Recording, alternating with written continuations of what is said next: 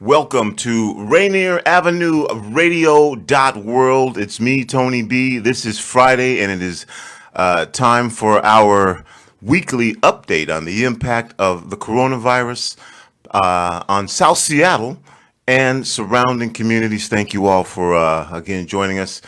March 13th, I think, was the initial broadcast that we did on a Friday, and at that point, really, I thought that would be the only one. And we've continued these weekly. We've spoken to a number of members of our community, a number of the business owners in our community. We've spoken to health experts. We've spoken to education experts. We actually broke the story of a person who had HIV, COVID-19 positive in our community before they were even saying that this had impacted our community.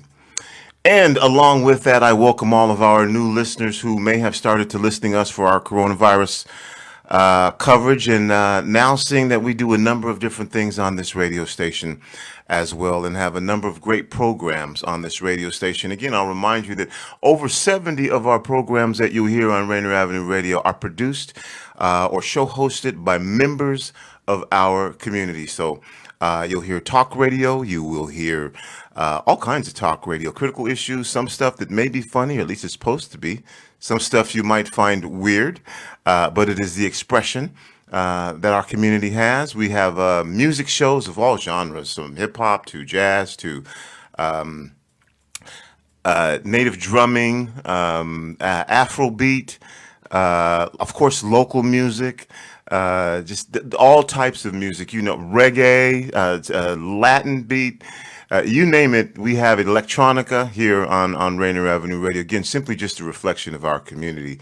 And of course, until the coronavirus pandemic, we broadcast high school sports live. But you know what?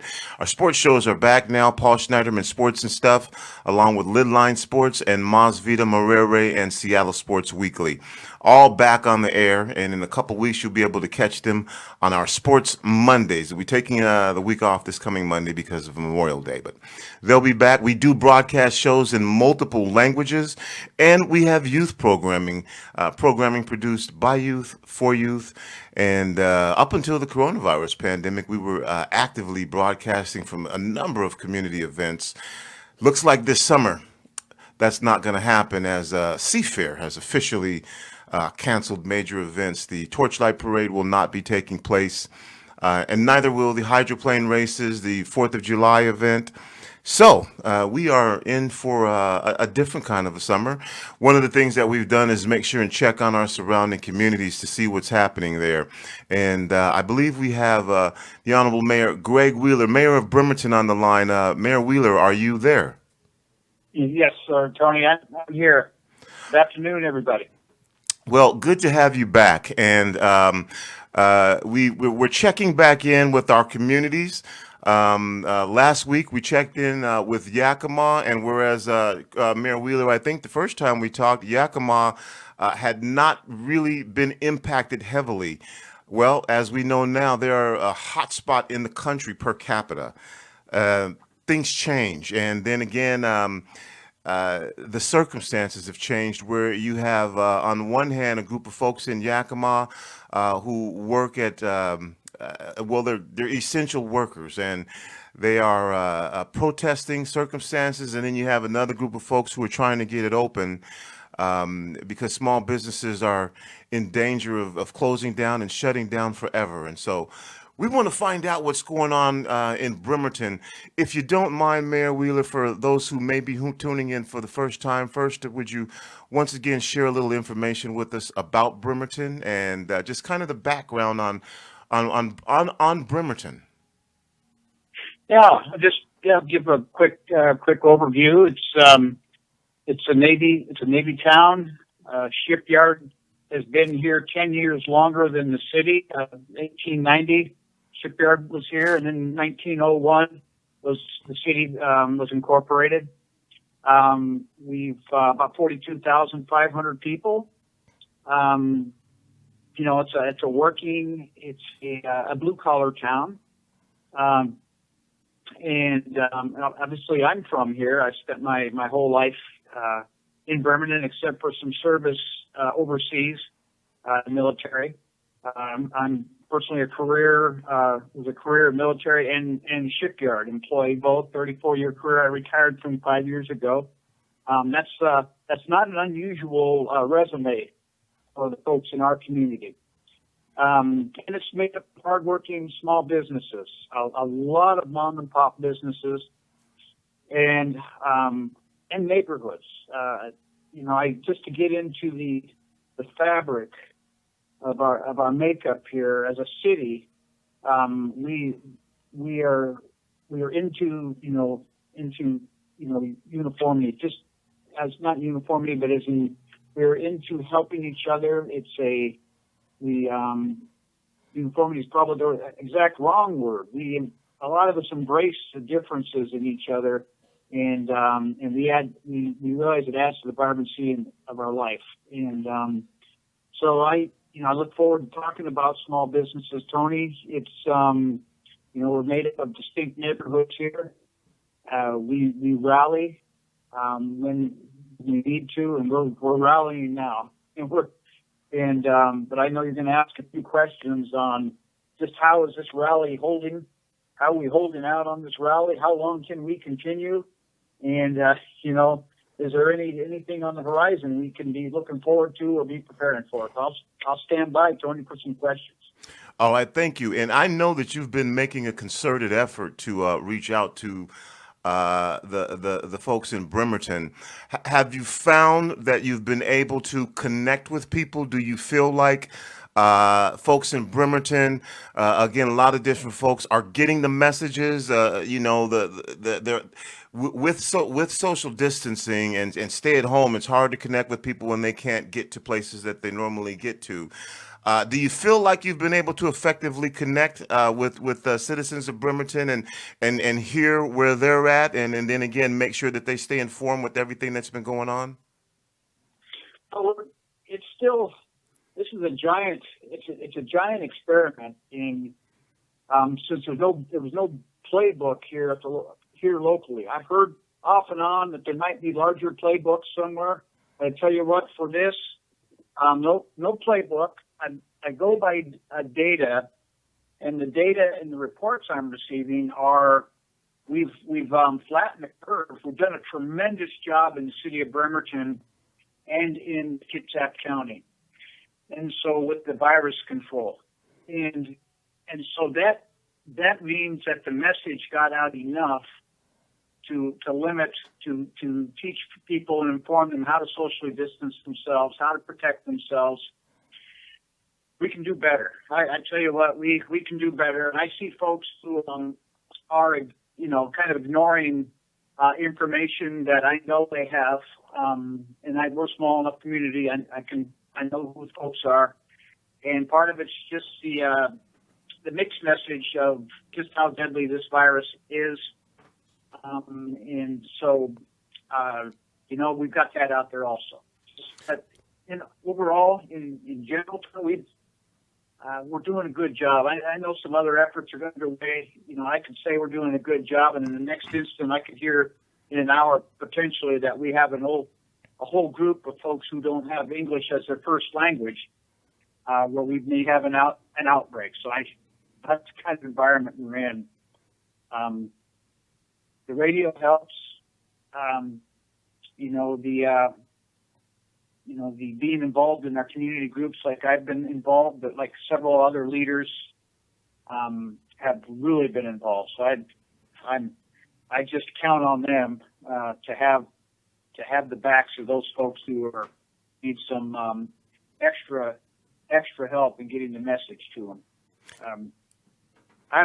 Tony, if you have any more questions, I kind of give you a big long. Well, roundabout answer.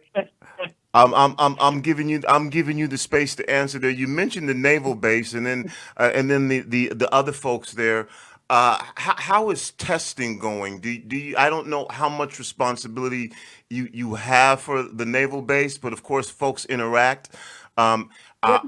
Is there adequate testing for folks at the base? Is there adequate testing? Has there been any testing for folks who just maybe want to take a test in Bremerton? How is that working out?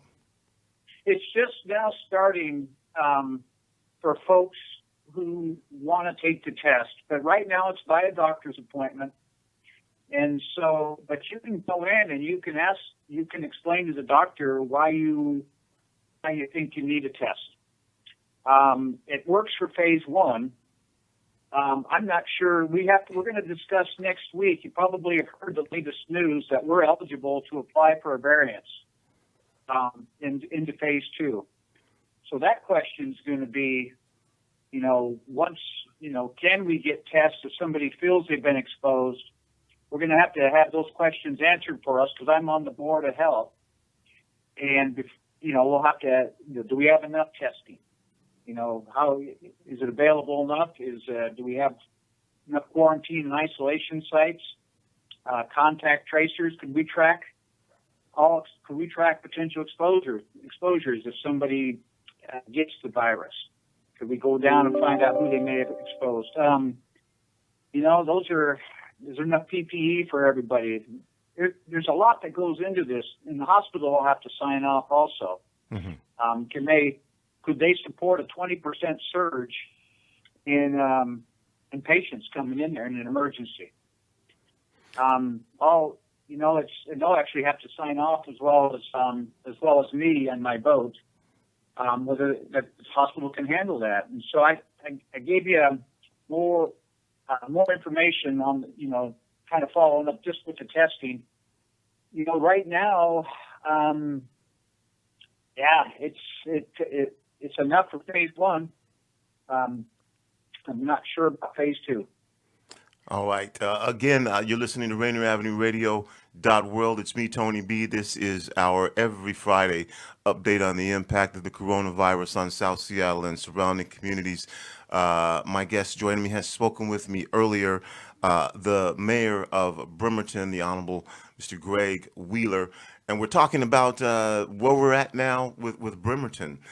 Recently, the Washington State Department of Commerce, Mayor Wheeler announced first group of grants that were approved for small businesses. One of the things that I talked about was this trillions of dollars that the federal government has and how that is going to ultimately get to the businesses that need the help. And we've heard about in that process, that money going to businesses that, didn't really, I won't say they didn't need it, but there were certainly smaller businesses that really did. And just checking with you to find out that through the governor's working Washington Small Business Emergency Grant Program for businesses up to 10 employees, did Bremerton see any of this money? Has Bremerton been the recipient? I know that there was a $500,000 a 500,000 folks limit, and Seattle was the only city that even qualified, and then this other money was supposed to be dispersed. Has Bremerton received any of that money for help from small business from the state of Washington? We're in line for some money. We haven't received money yet, so if there's another avenue or another pot of money, I'm unsure. But I think, Tony, you're talking about the money that's coming to all jurisdictions. Yep. We're eligible for about $1.2 million. We can use it. It's not specifically for small business. There's a whole number of things you can use it for. Expenses. COVID-19 expenses just for managing a pandemic. We've got employees who have to go work for emergency management, and they're totally away from their job. We have other ones who are, we've got some decon where every time we go to a respiratory issue for a 911 call, that's a full decon. That's a top to bottom wipe down of every unit that was used in the response, and it could be a ladder truck. And so these are additional expenses. Everybody's going to get a crack. We need to keep city government going. Small businesses, we need to help them where we can. we're still researching right now where how we can help. PPE is one of the big ones. Personal protective equipment. The new normal for folks and business is going to be how do they keep their employees safe and their customers safe. And basic masks are going to be a big one. I mean, and masks in high volume. And so we'll have to, verify, well, who makes masks? Are they a reputable organization? Can we have a predictable supply chain where a business can be comfortable just getting a box of 100 every day? I mean, that's ways that I foresee us helping. I'd like to help provide some consultation for businesses so they can actually, and specific, site specific. So whatever their business is, get an expert to go in there and, kind of teach how they make space tables and how they might limit counter surfaces or, for, just cleanliness and how they might, just general overall, how can they keep their customers and employees safe? And, cause at the end of the day, that's all we want, all of us, is we all want to go home at the same way we started our day. We want to go home healthy, without a virus, and we want to just be rest easy that we aren't going to expose our kids or the seniors that were around or those with underlying health issues. So, yeah, it's months coming, Tony. We're researching how we can help small businesses. Well, that kind of segues into the next question that I was going to ask you. Businesses are going to start opening soon, and as we've heard, in some instances, there's just a difference of opinion on how this should work. It's become a question for some folks of economics versus life and death. What are your thoughts about how businesses opening up? Small businesses, and you have to deal with, and specifically in Bremerton, this thing of businesses needing to open and also looking out for the greater community health. What are your thoughts about if you're looking into your crystal ball, or as you're trying to say, how do we move forward? What do you think? How is this going to impact? Well, my position has been public safety first, and I am just tremendously sympathetic or empathetic for our small business owners. I'm pleading. I'll plead now. We're going to need federal stimulus money to help our small business owners. Now the employees there's unemployment out there. There's actually stimulus money that's actually sweetening the employment pot, where a lot of folks who work for large companies, small companies, they don't have to pick their health and risk the safety of their family members, especially the seniors and the ones with underlying health conditions. They're allowed to make their personal choices, and so I'm grateful for that. The small businesses, as we interface too, I'll need assurances that I can oversee it as a government agency, as far as inspections, as far as helping them take care of themselves. This is such a new environment, Tony, because and you'll see it in Seattle, where now that we have the freedom, let's just say all of a sudden the training wheels are off. Mm-hmm. It's on us. I mean, how many businesses are going to actually be comfortable opening, knowing they could infect people, employees and customers? I mean, whether they're allowed to or not, we're going to have to help those businesses that aren't comfortable opening. We're going to have to help keep them afloat, so they can be responsible and not do this as a survival tactics, which is devastating, or awful choices. And I appreciate you just allowing me to just talk about this, because we're going to be issuing permits. We're going to be issuing business licenses. We're going to be renewing business licenses. We're going to have the responsibility of ensuring that these criteria is met for public health and safety. And my gosh, we're going to have to create a blueprint. There's one that's going to be created, an overall working document from the CDC. But we'll have to refine it right down here to the street level, so we can work with our small businesses. That's new territory. It's coming fast too for us. We have a decision. I serve, as I mentioned earlier, I serve on the board of health, and we're going to meet next Wednesday to discuss whether we apply to go to phase 2 or not. You're listening to Rainier Avenue Radio.world. It's me, Tony B. This is our Friday coronavirus impact show that we've been doing. Joining me this time, we're looking around our surrounding communities, and we're talking with Mayor of Bremerton, the Honorable Greg Wheeler.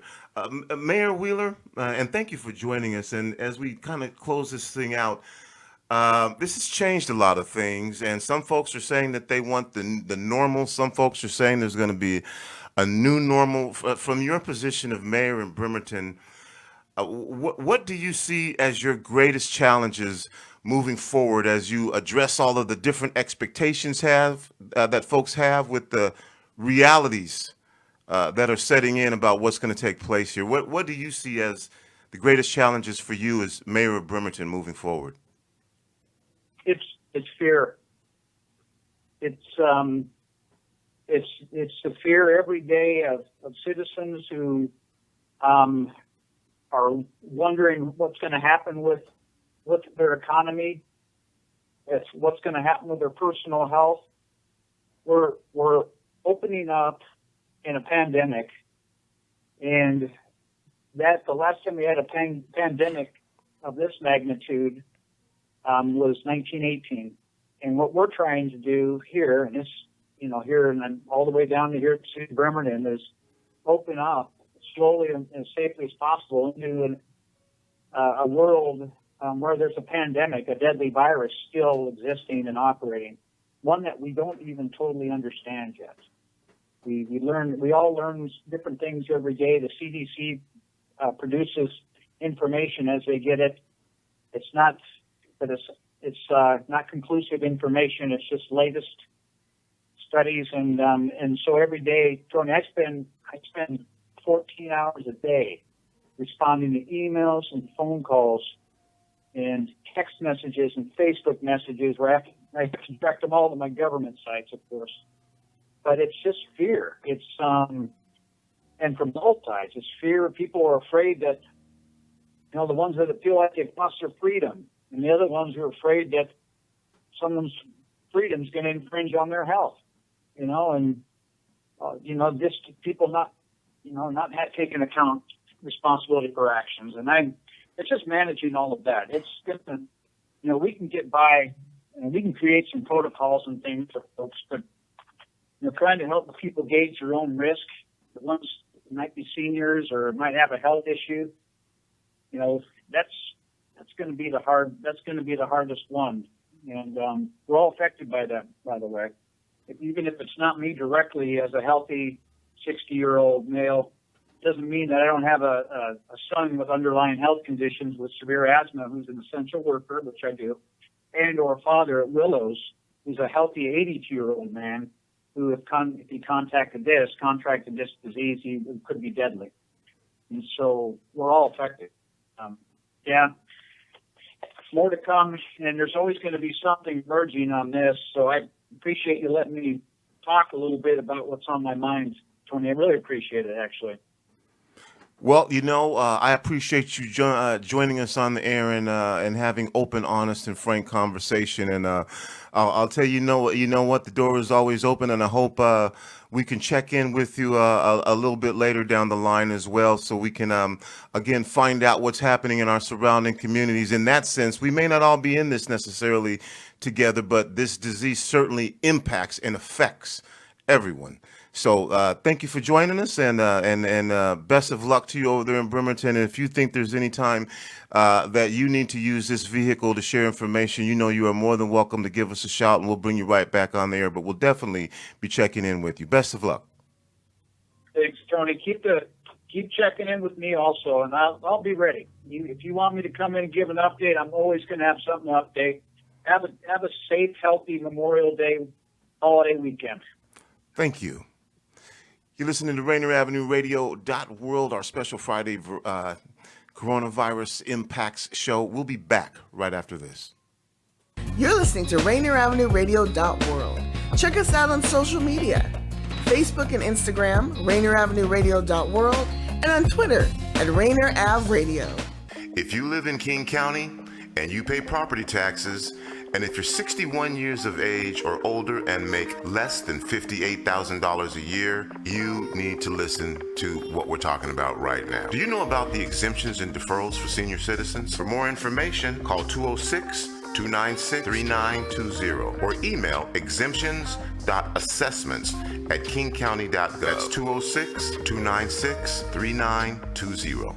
Tune in to Rainier Avenue Radio to find out what you can do to prevent predatory home buyers from taking advantage of minority homeowners in the hopes of landing prime real estate to develop. Join us on Friday the 29th from 1 p.m. to 2:30 p.m. for this vital discussion. Join us on Friday. We'll be giving you messages all month long in support of keeping and maintaining your home and advice that you can get all month long about how you can qualify for property tax exemptions. Tune in to Rainier Avenue Radio to find out what you can do to prevent predatory home buyers from taking advantage of minority homeowners in the hopes of landing prime real estate to develop. Rainier Avenue Radio presents All Music, All Day Saturday. Music, all day Saturday.